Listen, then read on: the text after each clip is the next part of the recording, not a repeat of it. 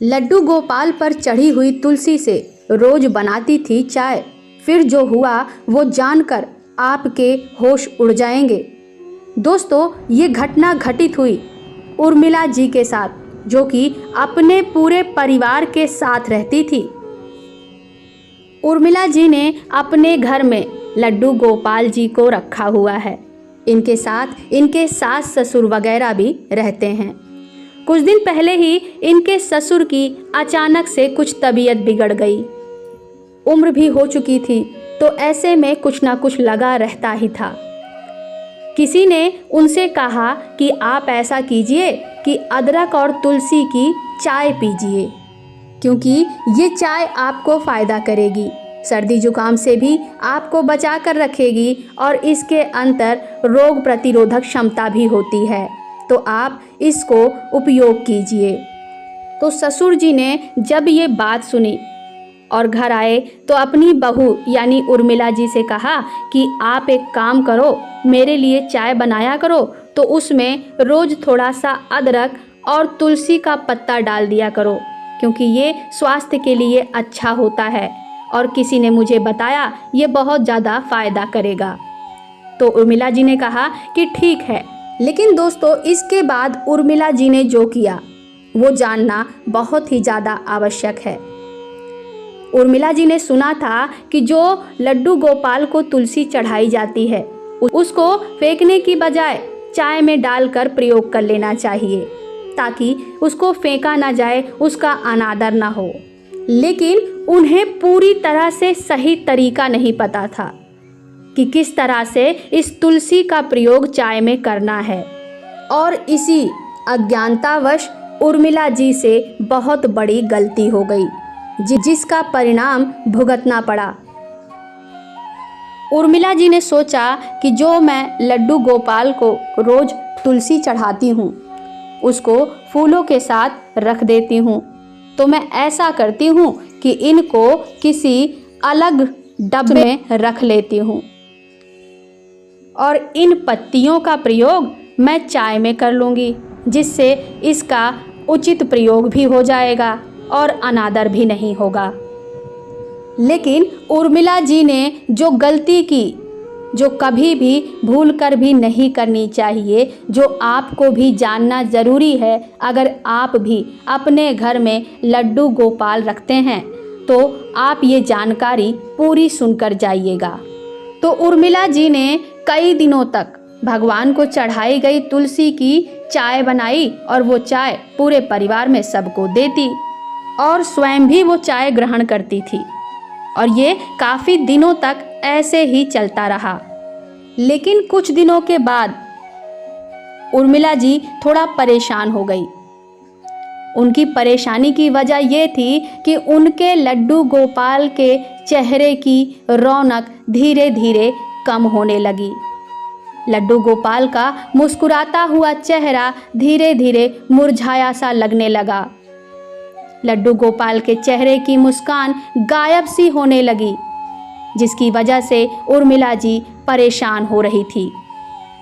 उर्मिला जी ने अपनी परेशानी अपनी सासू माँ को बताई। उनको बताया कि पता नहीं क्यों आजकल मेरे लड्डू गोपाल के चेहरे की वो मुस्कान दिखाई नहीं देती, उनके चेहरे की रौनक कहीं गुम सी हो गई है। इस पर उनकी सास ने कहा कि नहीं, तुम्हें भ्रम हो रहा है, तुम ध्यान से देखो, पूरे भाव से देखो, लड्डू गोपाल तुमको मुस्कुराते हुए ही दिखेंगे, तुम्हें कोई गलत फहमी हो रही है।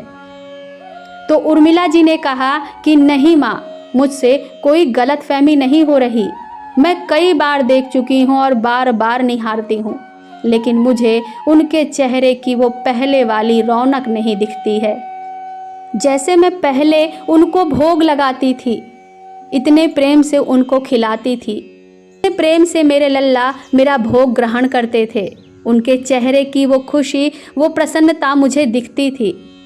लेकिन आजकल जाने क्यों वो मुझे नज़र ही नहीं आती। कुछ दिनों से तो मैं ये भी नहीं समझ पा रही हूँ कि मेरे लल्ला को क्या खाना है, लड्डू गोपाल क्या खाना चाहते हैं, जबकि पहले तो मुझे ये सब पता लग जाता था। अब तो मुझे ये लगता है कि मेरे लड्डू गोपाल मुझसे किसी बात पर रुष्ट हैं। मुझे लगता है कि लड्डू गोपाल दुखी हैं, किसी बात से रुष्ट हैं, लेकिन मैं समझ नहीं पा रही हूँ। उर्मिला जी अपने कान्हा से, लड्डू गोपाल से भी बार बार आग्रह करती कि कान्हा मुझे बताओ कि क्या परेशानी है, क्यों आपके चेहरे की वो रौनक दिखाई नहीं दे रही, आप खुश दिखाई नहीं दे रहे। अगर मुझसे अनजाने में कोई भूल हो गई है तो मुझे क्षमा करो और मुझे बताओ कि मैंने क्या गलती की है। और दोस्तों, कान्हा तो वो है जो बिना बोले भी सब समझ लेते हैं।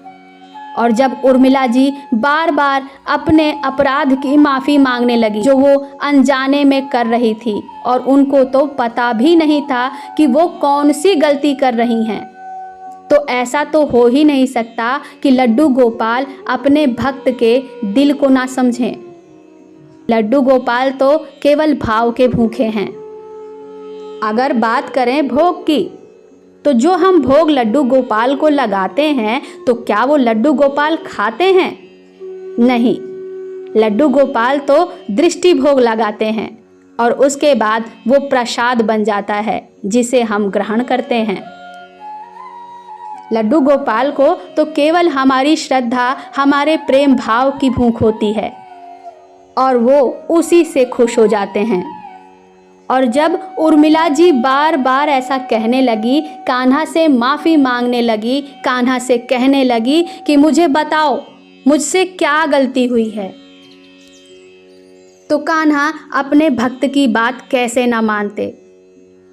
दोस्तों, भगवान अगर स्वयं प्रत्यक्ष रूप में प्रकट नहीं होते हैं तब भी वो अपने भक्त की सहायता के लिए, अपने भक्त के बुलावे पर किसी न किसी ऐसे जरिए को भेजते हैं जो उनकी सहायता कर सके। कोई ना कोई ऐसा माध्यम जरूर भेजते हैं जिससे उस भक्त की सारी दुविधाएं दूर हो जाएं। फिर एक दिन ये हुआ कि उर्मिला जी के ससुर के कुछ पुराने दोस्त उनका हालचाल लेने के लिए आए।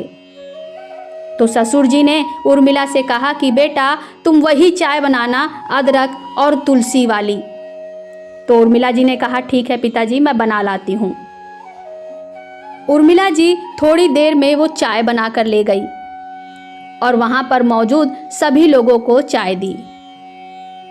अब इनके ससुर जी के दोस्त में एक व्यक्ति पंडित थे जो कि पूजा पाठ में बहुत रुचि लेते थे। उन्होंने उर्मिला जी से पूछा कि इसमें तुलसी डाली है क्या? तो उर्मिला जी ने कहा कि हाँ। तो उन्होंने पूछा कि ये बताओ, जब तुम तुलसी वाली चाय बनाती हो तो चाय बनाने के बाद जो तुलसी का पत्ता रहता है उसका क्या करती हो? उर्मिला जी ने सहज जवाब दिया कि अंकल जी कूड़े में फेंक देती हूँ, और क्या करूँगी। उन अंकल जी ने तुरंत ही सोचा कि ज़्यादातर लोग यही गलती करते हैं कि वो तुलसी के पत्ते की चाय तो बना लेते हैं। अगर आपने सामान्य चाय बनाई तब तो ठीक, लेकिन अगर आप भगवान को चढ़ाई गई तुलसी के पत्ते का प्रयोग कर रहे हैं तो उसको कूड़े में चाय पत्ती के साथ नहीं डालना चाहिए। आपको उसे निकाल कर या तो तुलसी के पेड़ में डाल देना चाहिए या किसी और पौधे में डाल देना चाहिए। और उर्मिला जी की यही गलती थी। वो चाय तो बना रही थी और उन्होंने सही सोचा कि भगवान को चढ़ाए गए तुलसी पत्तों को फेंकने की बजाय मैं इनका प्रयोग करूंगी। लेकिन वो प्रयोग करने के बाद उस तुलसी पत्ते को जो कि भगवान को चढ़ाई गई थी कूड़े में फेंक दे रही थी, जो कि बहुत ही ज़्यादा गलत हो रहा था। तब उन अंकल जी ने उर्मिला जी को बताया कि देखो, हम लोग तुलसी माता की पूजा करते हैं, उन्हें देव तुल्य मानते हैं, उनके आगे दिया जलाते हैं, तो फिर उनका प्रयोग करने के बाद तुम उन्हें अगर कूड़े में फेंकोगी तो ये कहाँ सही है? ये तो उनका अपमान हुआ ना। ये करने से पाप ही पाप मिलेगा और सब अशुभ होगा। ऐसा करने से तुम्हारे सभी पुण्य नष्ट हो जाएंगे। तुम तो पुण्य की जगह पाप कमा रही हो। तो इस तरह से उन अंकल जी ने बहुत ही अच्छे से उर्मिला जी को समझाया। और जब अंकल जी ने ये सारी बातें बताई तो उर्मिला जी को समझ में आ गया कि वो अनजाने में कौन सी गलती कर रही थी। आखिर क्यों उनके लड्डू गोपाल इतना दुखी थे।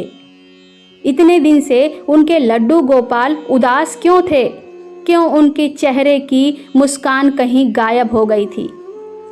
इसके बाद उर्मिला जी जाकर अपने लड्डू गोपाल से माफ़ी मांगती हैं। उनसे कहती हैं कि लड्डू गोपाल, तुमने मुझे बता दिया, मेरी गलती की मुझे जानकारी दे दी। मैं अनजाने में इतना बड़ा पाप कर रही थी, लेकिन आपका धन्यवाद कि आपने मेरी आंखें खोल दी।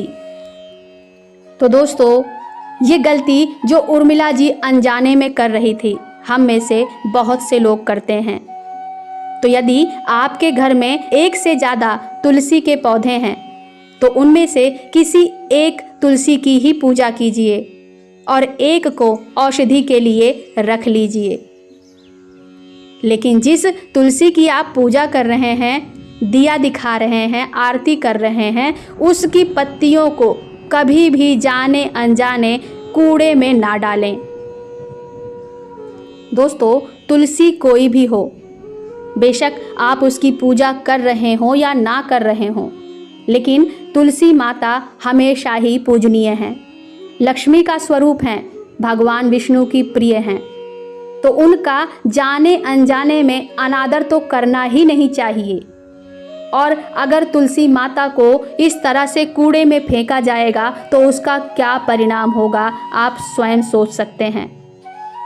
उर्मिला जी को समय रहते लड्डू गोपाल ने सचेत कर दिया कि उनकी क्या गलती थी, जिसकी वजह से उन्हें अपनी गलती का पता चला और उन्होंने अपनी गलती सुधार ली। दोस्तों, आशा करती हूँ ये वीडियो आपको अच्छी लगी होगी।